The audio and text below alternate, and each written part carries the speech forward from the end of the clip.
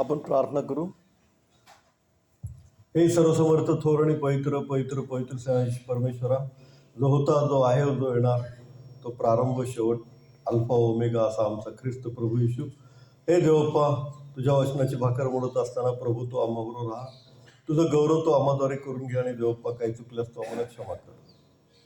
तू सर्व सत्ताधीश, सेनाधीश, जिवंत देव परमेश्वर आहेस आणि तू आमचा ख्रिस्त प्रभू येशू आहेस, आमचा तारणार आहेस म्हणून उपकार मानतो, त्यांना आम्हाला धन्यवाद देतो.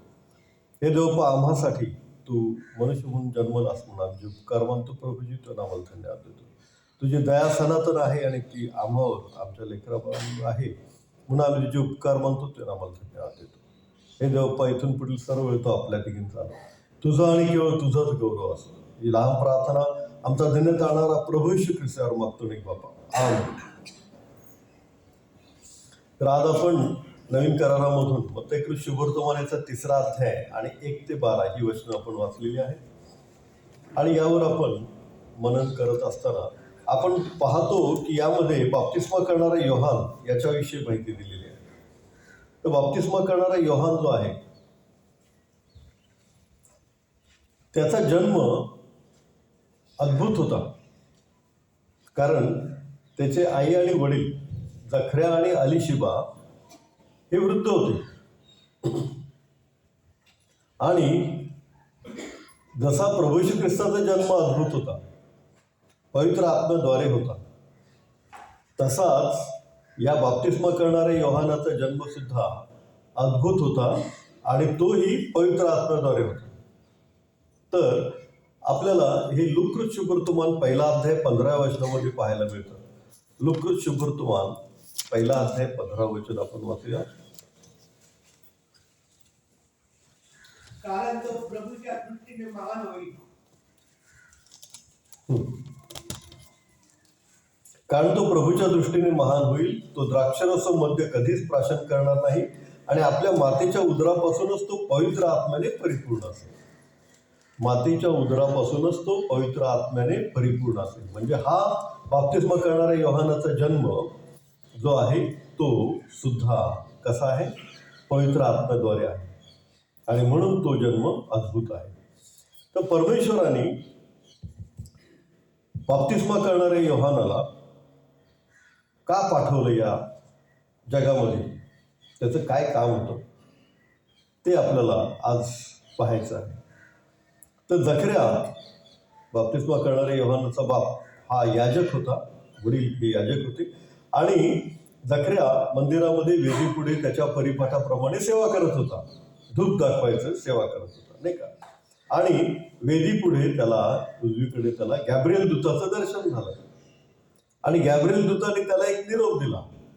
तो निरोप लूककृत शुभवर्तमान 1 अध्याय 13 वचनामध्ये आपल्याला असा पाहायला मिळतो की देवदूताने त्याला म्हटले, जखऱ्या, भिवू नकोस, कारण तुझी विनंती ऐकण्यात आली आहे. तुझी पत्नी अलिशिबा हिच्यापासून तुला मुलगा होईल आणि तू त्याचे नाव योहान ठेव. देवाची स्तुती असो.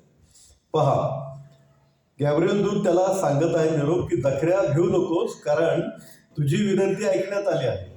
म्हणजे आपण ज्या प्रार्थना करतो त्या कधी ना कधी ऐकल्या जातात. कधी कधी आपल्या ते लवकर ऐकल्या जातात, लगेच उत्तर मिळतं, आणि कधी कधी थोडा वेळ लागतो, परंतु देव आपल्या प्रार्थनेचं उत्तर देतो, नाही का.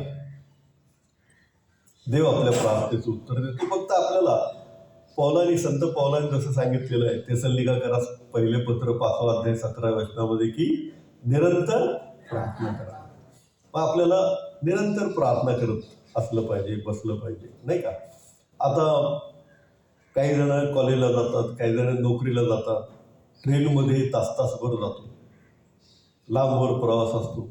मग त्या प्रवासामध्ये कुठतरी मोबाईल वगैरे बघत बसण्यापेक्षा आपण जर प्रार्थनेमध्ये वेळ घालवला तर आपण ते पाळल्यासारखे ना. पहिले थेसलोनिकी 5:17 निरंतर प्रार्थना करा. प्रार्थनेमध्ये वेळ घालवला तर तेवढेच आपल्याला आशीर्वाद चांगले मिळतील. कारण तुम्ही ज्या रस्त्याने जाताय त्या रस्त्याने कितीतरी ॲक्सिडेंट झालेले असतात आणि कितीतरी लोक त्याच रस्त्यावर त्याच ठिकाणी मेलेले असतात. परंतु प्रभू येशू ख्रिस्त आपल्याला सांभाळून वाचवून नेतो, नाही का. थोडं आपल्याला बँकेमध्ये गेलो आणि काही काम असेल तर एक सही करायला कोणाकडे पेन मागितला, पेन दिला तरी आपण थँक्यू बोलतो, हो की नाही? मग आपण परमेश्वराला थँक्यू बोलण्यासाठी ही प्रार्थना. आता वेळ आहे, दशांश द्यायचा आहे वेळेचा. 24 तासामधले वेळेचा दशांशमध्ये किती झालं? 2.4 आवर्स, हो की नाही? म्हणजे ते होतात 2 तास 24 मिनिटं, आहे की नाही? 2 तास 24 मिनिटं म्हणजे 2.5 तास धरूया आपण. तर त्यातला 1 तास तुमचा जातानाचा, 1 तास येतानाचा, आणि वरची 24 मिनिटं जर तुम्ही दिलीत तर रोजचा दशांश तुम्ही दिल्यासारखाच आहे. म्हणून आपण प्रार्थना करत राहायचं. आपल्या प्रार्थनेमध्ये आपल्याला जे पाहिजे ते मागत राहायचं, कारण त्याचं वचन आहे मागा म्हणजे मिळेल, नाही का? आणि तो देतो, कारण तो आपला स्वर्गीय बाप आहे आणि आपण त्याची लेकरं आहोत. जसे वडील आपल्या मुलाला आनंदाने देतात, द्यायचं म्हणून देत नाहीत, आनंदाने देतात, तसं स्वर्गीय बाप पण आपल्याला आपल्या मागण्या कशा पुरवतो? आनंदाने पुरवतो, त्याच्या गौरवाने पुरवतो. फिलिप 4:19 काय म्हटलेलं आहे? परमेश्वर तुमच्या सर्व गरजा त्याच्या गौरवाने ख्रिस्त येशूमध्ये पुरवेल. देवाची स्तुती असते. तर परमेश्वर आपल्या सर्व गरजा पुरवतो. कुठल्याही गरजा असते, घराची असू दे, मुलाचं असू दे, लग्नाचं असू दे, किंवा मुलीच्या लग्नाचं असू दे, ज्या काही गरजा आहेत त्या सर्व गरजा परमेश्वर आपल्या काय करतो? पुरवतो. देवाची स्तुती असते. म्हणून आपण काय केलं पाहिजे? प्रार्थना करत राहिलं पाहिजे. आता जकर्याचं वय होऊन गेलं, अलिशिबाचं पण वय होऊन गेलं, पण देवदूत म्हणते की तुझी विनंती ऐकण्यात आली आहे. म्हणजे तरी पण तो प्रार्थना करतच होता, असा याचा अर्थ आहे. आता काय होणार? असं नाही, त्यांनी प्रार्थना सोडली नाही. आणि मग देवदूताने परमेश्वराने नेमलेल्या वेळी त्याला योहान हा मुलगा देऊन आशीर्वादित केलेला आहे. देवाची स्तुती असो. मग आता लेट का झाला? कारण परमेश्वराची वेळ आहे, पहिलं कारण. तो त्याच्या वेळेला ते बरोबर करतो. दुसरं कारण असं आहे की येशू ख्रिस्त हा राजा म्हणून येणार आहे, आणि हा योहान जो येणार आहे बाप्तिस्मा करणारा, तो त्याच्या आधी दवंडी पिटणार असतो ना. राजा यायच्या आधी कसा दवंडी पिटणार आहे तो, तुम्ही बघितलं असेल ना. हा, आ रहे असा दवंडी पिटणारा एकदम ढोल वाजवत होतो, आहे की नाही? हा, राजा यायच्या आधी. तो तसा दवंडी पिटणारा हा योहान आहे. हा, येशू ख्रिस्त येणार आहे, येत आहे. त्याच्यासाठी मार्ग तयार करा, त्याच्यासाठी वाटा सखल करा. प्रत्येक उंच डोंगर टेकडी काय हो? सखल हो, आणि प्रत्येक खोरे उंच हो. त्यासाठी मार्ग तयार करा. म्हणजे त्याच्या येण्याचं स्वागत करण्यासाठी, लोकांना जागृत करण्यासाठी हा योहान येणार आहे. मग तो त्याच्या आधीच आला पाहिजे ना थोडासा, हो की नाही? त्याच्या आधी 70-80 वर्ष येऊन फायदा काय त्याचा? म्हणून योग्य वेळेला प्रभू श्री ख्रिस्ताच्या बरोबर जन्माच्या आधी ती वेळ परमेश्वराने साधलेली आहे, आणि त्या वेळेला त्याने, देवाला सर्व शक्य आहे असं बायबल सांगतं. जकर्या अलिशिबा वृद्ध जरी झाले, अब्राहम सारा वृद्ध जरी झाले, परमेश्वराला सर्व काही देणं शक्य आहे, सर्व काही शक्य आहे. म्हणून परमेश्वर त्याच्या वेळेला त्याची कामं करतो, आणि म्हणून आपण ती प्रार्थना करत राहिलं पाहिजे. एका आमच्या बहिणीने साक्ष दिली, 25 वर्ष मी प्रार्थना केली बाळासाहेब.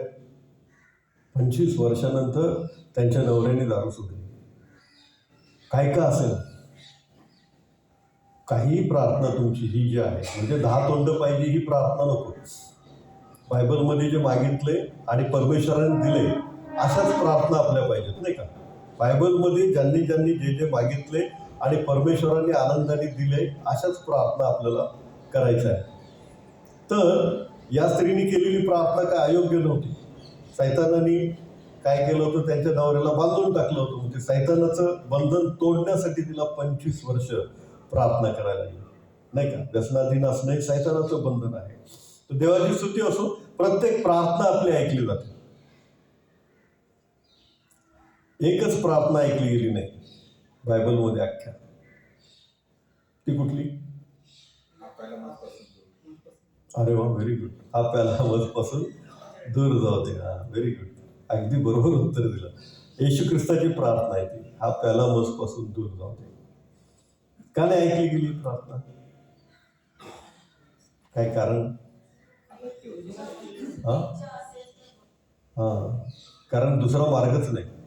एकच मार्ग आहे, तो येशू ख्रिस्त आहे, त्याच्याद्वारे तारण आहे, दुसरा मार्गच नाही. म्हणून ती प्रार्थना ऐकली गेली आहे. देवाची स्तुती असो. छान उत्तर दिलं. परमेश्वर तुम्हाला आशीर्वाद देतो. तर गोष्ट अशी आहे की आपण प्रार्थना करत राहायचं आहे, निरंतर प्रार्थना करायची. प्रार्थना करत करत आपण पुढे जायचं आहे. म्हणून स्तोत्र 141 दुसऱ्या वचनामध्ये काय म्हणतो, स्तोत्र करता पाहूया आपण. स्तोत्र 141:2.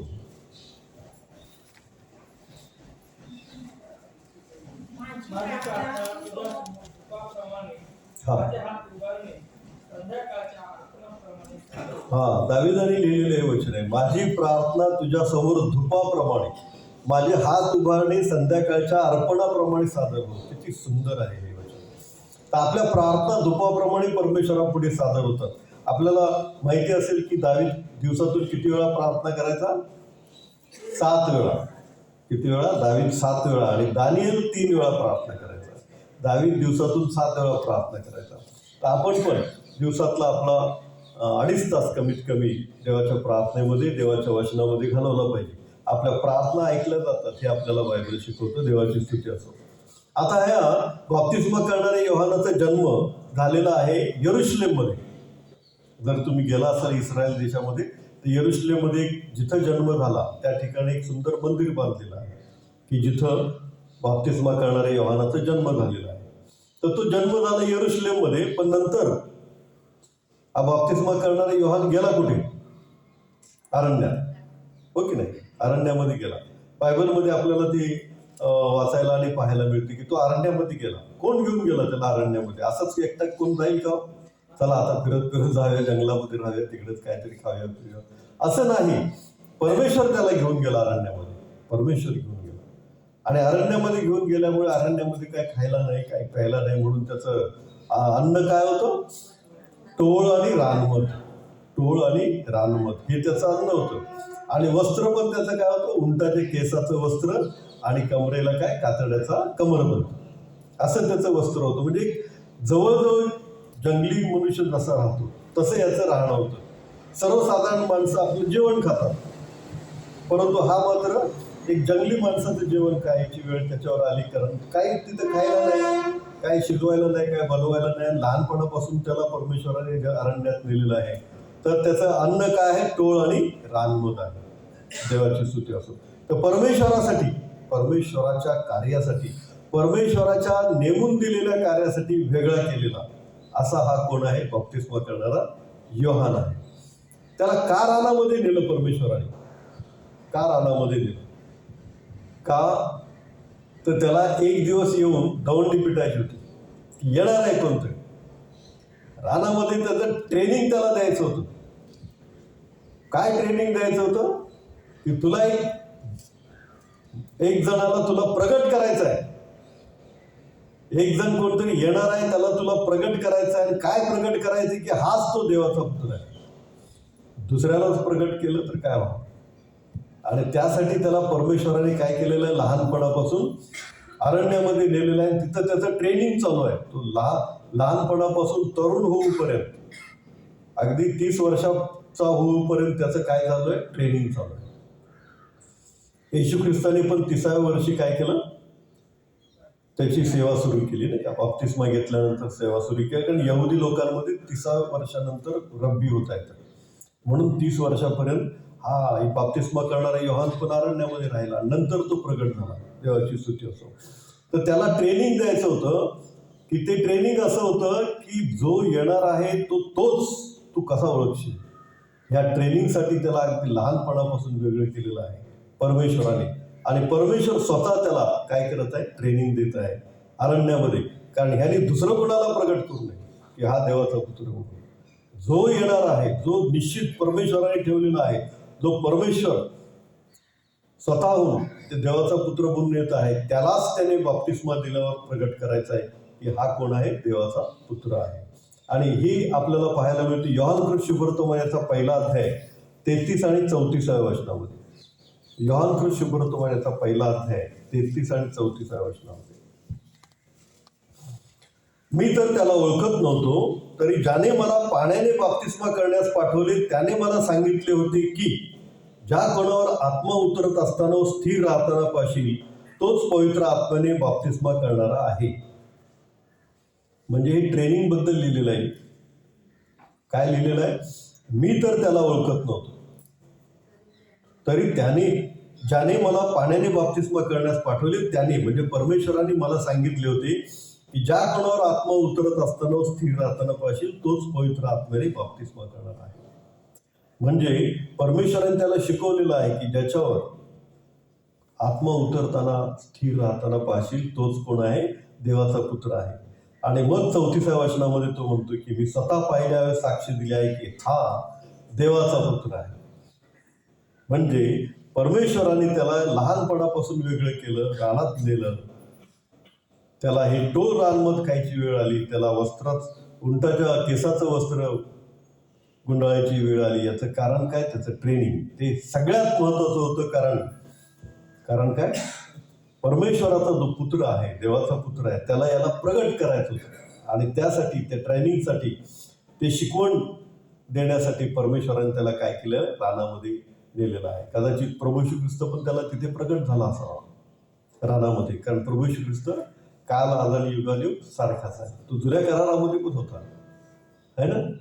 दानिएलाच्या वेळेला नाही का अग्नीच्या तप्त भट्टीतून सोडवताना तो राजा काय म्हणतो? देवपुत्रासारखा कोणीतरी मला चौथा दिसतो. आपण तर 3च टाकले होते, आहे की नाही?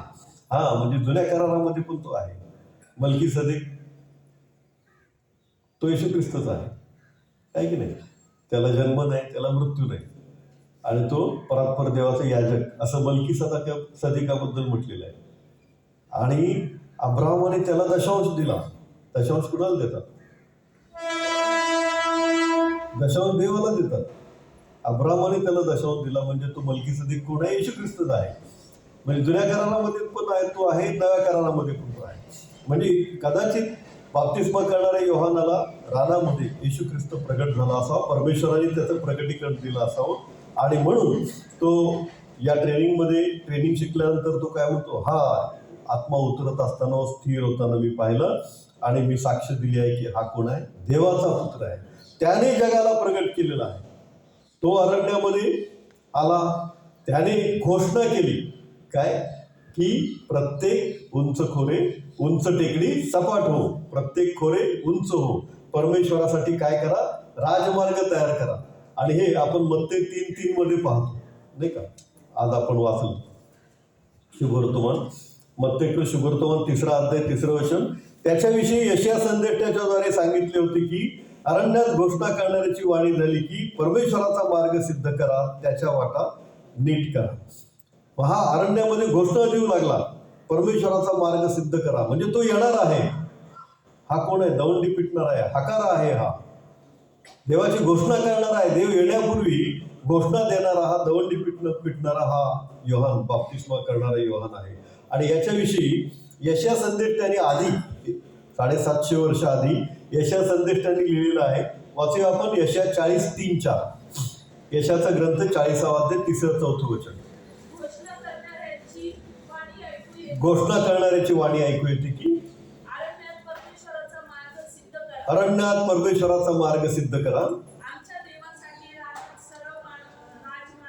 आमच्या देवासाठी रानात सरळ राजमार्ग तयार करा. प्रत्येक खोरे उंच हो, प्रत्येक डोंगर व टेकडी सखल हो,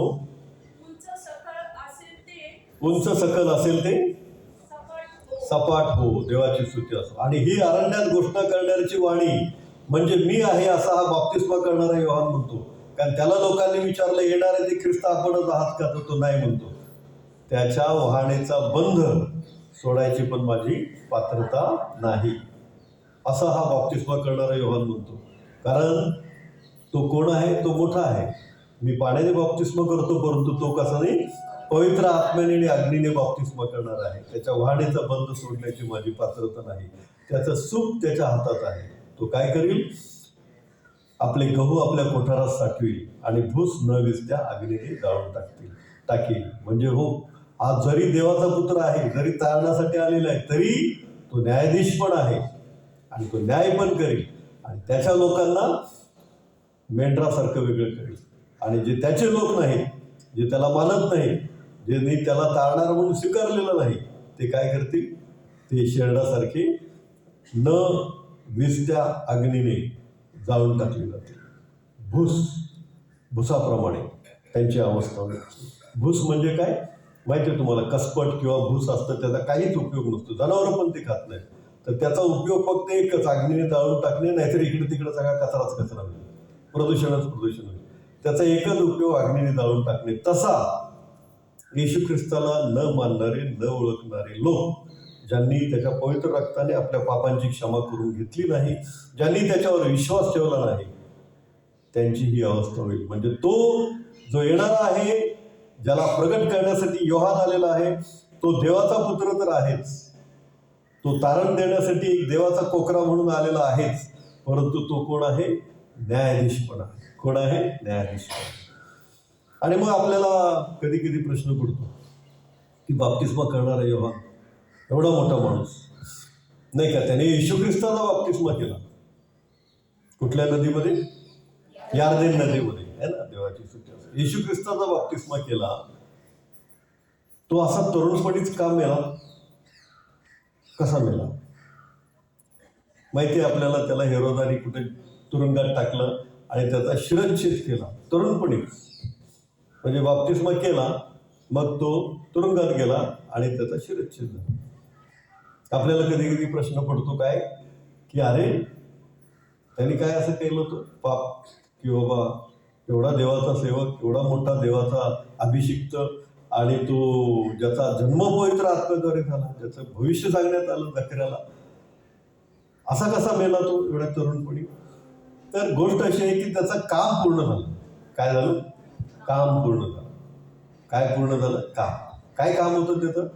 एकच काम होतं, येशू ख्रिस्ताला बाप्तिस्मा देणे आणि प्रगट करणे की हा देवाचा पुत्र आहे. एकच काम होतं आणि ते त्यांनी केलं. आता आपण वाचलं योहान पहिला अध्याय 33-34 मध्ये की हा देवाचा पुत्र आहे. आणखी एक वचन आहे योहान 1:29 मध्ये की तो कोण आहे? हा, प्रेज द लॉर्ड. दुसऱ्या दिवशी येशूला आपल्याकडे येताना पाहून तो म्हणाला, हा पहा, जगाचे पाप हरण करणारा देवाचा कोकरा. हे त्यांनी प्रगट केलेलं आहे. हाच जगाचा पाप हरण करणारा देवाचा कोकरा आहे आणि हाच देवाचा पुत्र आहे, आणि म्हणून तो पाप हरण करू शकतो कारण तो पवित्र आहे. हे प्रगटीकरण हे सगळ्या लोकांना समजावून सांगण्यासाठी बाप्तिस्मा करणारा योहान आला होता आणि त्याचं काम पूर्ण झालं. मग परमेश्वर म्हणला या, है ना? परमेश्वर काय म्हणला? या, आता इकडे या. आहे का हा शब्द? या इकडे, वर या. बायबलमध्ये आहे का? आहे. प्रगटीकरण मध्ये आहे. इकडे वर ये, आहे ना? प्रगटीकरण 4थ्या अध्यायामध्ये इकडे वर ये. तर काम पूर्ण झाले की विषय संपला. परमेश्वराच्या दृष्टीने विषय संपला. आपण आज जिवंत आहोत ना, याचा अर्थ काय? तुम्ही सांगा. काम अपूर्ण आहे. काम अपूर्ण आहे. काम करायचं आहे. काय काम करायचं आहे? परमेश्वराचं काम करायचं आहे की नाही? परमेश्वराच्या सेवेचं काम काहीतरी कुठंतरी अपूर्ण आहे. आता जाधव सर, तुमचं वय किती जाधव सर? 79. ते आले कुठून माहिती आहे? भायखळा, सँडर्स रोड तिकडून. सकाळी कधी आले? 8:15 आले ते. काम अपूर्ण आहे त्यांचं. 79. अजून आता त्यांनी तनिषाला शिकवलं. कुर्ला चर्चमध्ये पण मी बघितलं, अभय वगैरे आहे, राहुल आहे, नितीन आहे, त्यांना त्यांनी शिकवलेली आहेत गाणी. आणखी मला त्यांना सांगायचं, मुलुंड चर्चला कोणच वाजवत नाही, तिकडे पण तुम्ही या, शिकवा. काम अपूर्ण आहे. देवाची स्तुती असो. तर आपण जिवंताच्या भूमीवर आहोत याचाच अर्थ हा आहे की परमेश्वर आपल्याकडून काहीतरी अपेक्षा करतोय कामाची, त्याच्या सेवेची, त्याच्या स्तुतीची, त्याच्या आराधनेची, त्याच्या गौरवाची काहीतरी अपेक्षा करतोय. ज्यांचं काम पूर्ण झालं ते परमेश्वराने बोलवले. योहान, बाप्तिस्मा करणारा योहान इतक्या लवकर मरण पावला, आपल्याला आश्चर्य वाटतं, परंतु तसं नाही. ते परमेश्वराने मला वाटले की याचं काम पूर्ण झालं की परमेश्वर त्याला बोलवतो. देवाची स्तुती असो. आपण मात्र देवाच्या वचनामध्ये राहायचं, म्हणजे देवबाप आपल्याकडून काय काम करायचंय ते पण सांगतो, शिकवतो, है ना? हा. तर माझी साक्ष थोडक्यात सांगतो. हे काय नव्हतं आपल्या याच्यामध्ये, पण आता विषय आला म्हणून सांगतो. तर मी क्लासेस घ्यायचो आणि इतके क्लासेसला ॲडमिशन्स असायचे. 4 हॉल आहेत, 4 हॉलमध्ये 35 शिक्षक काम करायचे आणि मी स्वतः केमिस्ट्री आणि मॅथ्स वगैरे शिकवायचो. तर इतकं बिझी शेड्यूल होतं की मला वेळच नसायचा. पण झालं काय, सकाळी 6 वाजता रोज मी आमच्या फॅमिलीसह ते ब्रदर दिनाकरन आहेत ना, त्यांचा संदेश ऐकायचो. तेव्हा त्यांचा संदेश जीजस कॉलचा सकाळी 6ला टी व्हीवर यायचा. तो ऐकून मगच मी पुढे क्लासला वगैरे जायचो. तर एकदा त्यांनी काय सांगितलं, पहिलं नाव घेतलं, तुझा अमुक अमुक रोग आहे, आजार आहे, तू बरा होईल. ते होते पॉल दिनाकर, ओके, सांगणारे. दुसरं नाव सांगितलं की अमुक अमुक आहे, तुला अमुक अमुक त्रास आहे, तो पण तो बरा होईल. तिसरं नाव घेतलं महेंद्र. आता महेंद्र माझं नाव आहे. मी तेव्हा मनामध्ये बोललो की मला काय आजार नाही, तो महेंद्र काय मी नसेल. पण त्यांनी असं सांगितलं की तुला देवसेवेसाठी बोलावत आहे. हां, आणि मग मला आश्चर्य वाटलं. मला तर एवढे क्लासेसमध्ये बिझी असतो ते इम्पॉसिबल आहे. मग नंतर हळूहळू असा योजना झाली की वायदंडे पाळक साहेब तुम्ही ओळखता. ते म्हणले की तुम्ही UBSला चला, MDUचं शिक्षण घ्या, तुमचं चांगलं शिक्षण आहे ते करून टाका. मग मी त्यांच्याबरोबर तेच मला घेऊन गेले. MDU केलं, आपलं असंच अभ्यास करायचा बायबलचं म्हणून केलं. त्यांनीच मला लिव्ह वगैरे बनवलं आणि मग असा मी हळूहळू इतका त्याच्यात रमून गेलो. हे बायबल इतकं रमण्यासारखं आहे की अथांग समुद्रासारखं आहे. त्याचा एक एक शब्दाचा अभ्यास येशू ख्रिस्ताच्या, बापरे, कितीतरी डीप आहे, कितीतरी गहन आहे. आणि मी इतका रमून गेलो की नंतर मी ते क्लासेस सगळे बंद केले आणि बिशप पाटोळे साहेबांना माझा रिझल्ट दाखवायला गेलो. मी भारतामध्ये फर्स्ट आलो होतो UBSमध्ये. ते लगेच प्रेस झालं त्याची सुट्टी असं. ते लगेच बोलले ठीक आहे, दीक्षा करू तुमची. आणि काहीच अडचण नाही आली आणि दीक्षा झाली. मग जवळजवळ पॉल दिनाकरनी सांगितल्यानंतर 10 वर्षांनी ही दीक्षा झाली, परंतु ती झाली. तर मला पण आश्चर्य वाटत होतं की मी हे सगळं सोडून या सेवेमध्ये येईल असं वाटलं नव्हतं. पण देवाची जी इच्छा असते, आपण जिवंताच्या भूमीवर आहोत, याचं कारण काय की देवाची काहीतरी सेवा आपल्याकडून करून घ्यायची आहे देवाला. इथं असलेले प्रत्येक, माझी ख्रिस्तात बहीण आणि ख्रिस्तात भाऊ, प्रत्येकाकडून परमेश्वर आपल्याकडून काहीतरी सेवा करून घ्यायची इच्छा आहे, म्हणून आपण जिवंताच्या भूमीवर आहोत. ती काय सेवा करायची आहे ते तुम्हीच परमेश्वराला विचारायचं आहे आणि परमेश्वर तुमच्याकडून काही ना काहीतरी सेवा निश्चितच करून घेईल. कारण काम आपलं काय आहे, अपूर्ण आहे, देवाची सुट्टी असो. आता आपण पण बाप्तिस्मा करणारे योहान त्याच्यासारखेच आहोत. त्याचं काम पूर्ण झालं, तो गेला, आपलं काम अपूर्ण आहे. जे काम अपूर्ण आहे ते त्यांनी जशी दवंडी पिटली तेच आपलं पण काम आहे, सगळ्यांचं काम आहे. काय, येशू ख्रिस्त दुसऱ्यांदा येणार आहे की नाही, आणि तो पुन्हा येईल हे सांगायचं आहे ना. घोषणा कर, आपल्याला हे सांगायचं आहे काय की प्रभू येशू ख्रिस्त दुसऱ्यांदा येणार आहे. त्याच्या जन्माविषयीचं भविष्य इतकं तंतोतंत खरं ठरले की बेथलेहम एफ्राता, तू हजारांमध्ये कनिष्ठ आहेस असं नाही, तुझ्यातून एक सरदार निघेल, तो इस्रायलाचा शास्त्र होईल. बेथलेहम एफ्राता म्हणजे तिथंच जन्म होईल आणि तिथंच झाला. किती विशेष आहे ना. कुमारीच्या पोटी जन्म होईल, तसंच झालं. ही सगळी भविष्य जर पूर्ण झाली तर ते पण भविष्य काय होईल, पूर्ण होईल. कुठलं, येशू ख्रिस्त दुसऱ्यांदा येणार आहे. तर ही घोषणा करायची आपल्याला, येशू ख्रिस्त येणारच आहे, येशू ख्रिस्त येणारच आहे. जिथं संधी मिळेल तिथं घोषणा करायची. संधी परमेश्वर देतो. पेत्र गेला, गळ टाकला, मासा आपोआप पैसे घेऊन आला. घे भाऊ, पकड मला, ते पैसे पाहिजेत प्रभूला. तसं प्रभूला ज्या आत्म्याची गरज आहे ना, तो आपोआप काय करतो, खेचला जातो तुमच्याकडे. कारण तुमच्यामध्ये प्रभू येशू ख्रिस्त आहे, तुमच्यामध्ये देवाचं वचन आहे. एक साधं उदाहरण सांगतो. मी पुण्यावरून ॲक्च्युली सांगलीवरून येत होतो. पुणा क्रॉस झालं आणि लोणावळ्याला मला असं शब्द ऐकायला मिळाला की उतर गाडीतून, म्हणजे ट्रेनमधून उतर. अरे म्हटलं, मला तर ठाण्याला जायचं आहे, मी कशाला उतरू, उतर. मी उतरलो. म्हटलं चला, रिझर्वेशन होतं तरी मी उतरलो. म्हटलं म्हटलं नेक्स्ट ट्रेनने वगैरे जाऊ. सहज बसलो. ते खुर्च्या असतात, कोणच नव्हतं ते लोणावळा स्टेशनवर तेव्हा, जास्त 2-4च लोक होते. खुर्च्या असतात तिथं बसलो आणि मग शेजारी एक मुलगी येऊन बसली. त्या मुलीने एक कागद घेतला होता आणि पेन घेतला होता आणि ती काहीतरी लिहित होती त्या पेपरवर. मग मी विचार केला काय चाललंय काय माहिती.